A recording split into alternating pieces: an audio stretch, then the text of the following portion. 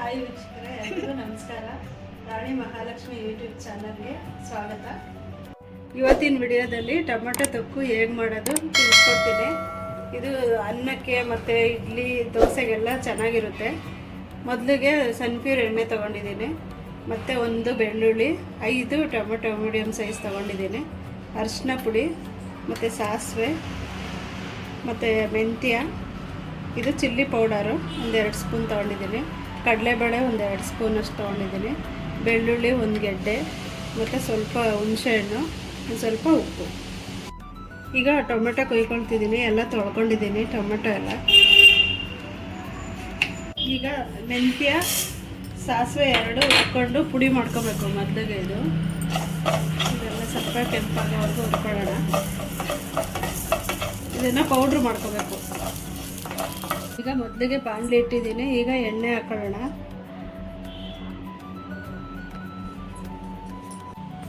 ಈಗ ಎಣ್ಣೆ ಕಾಯ್ದಿದೆ, ಸಾಸಿವೆ ಹಾಕೊಳ್ತೀನಿ. ಈಗ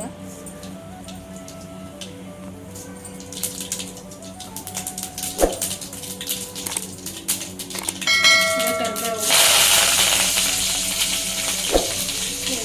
ಬೆಳ್ಳುಳ್ಳಿ ಸ್ವಲ್ಪ ಫ್ರೈ ಆಗಬೇಕು.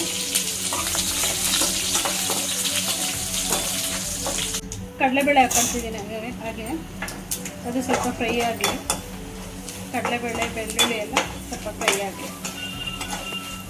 ನೋಡಿ, ಈಗ ಇದು ಫ್ರೈ ಆಗಿದೆ. ಈಗ ರುಬ್ಬಿರೋ ಮಸಾಲೆ ಹಾಕೊಳ್ಳೋಣ. ಅದು ಟೊಮೆಟೊ ರುಬ್ಬಿದ್ನಲ್ಲ ಮಸಾಲೆ,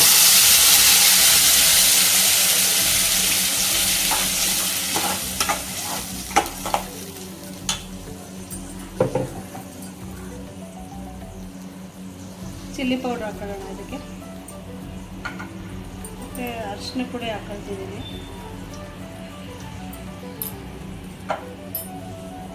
ಇದು ಚೆನ್ನಾಗಿ ಫ್ರೈ ಆಗಲಿ ಸ್ವಲ್ಪ. ಇದು ಮೆಂತ್ಯ ಸಾಸಿವೆ ಹುರಿದು ಪುಡಿ ಮಾಡ್ಕೊಂಡಿದ್ನಲ್ಲ, ಅದು ಸೇರಿಸ್ತಾ ಇದ್ದೀನಿ ಇದಕ್ಕೆ. ನೋಡಿ, ಇದು ಟೊಮೆಟೊ ತೊಕ್ಕು ರೆಡಿಯಾಗಿದೆ. ಇದಕ್ಕೆ ನೀರು ಹಾಕಬಾರ್ದು.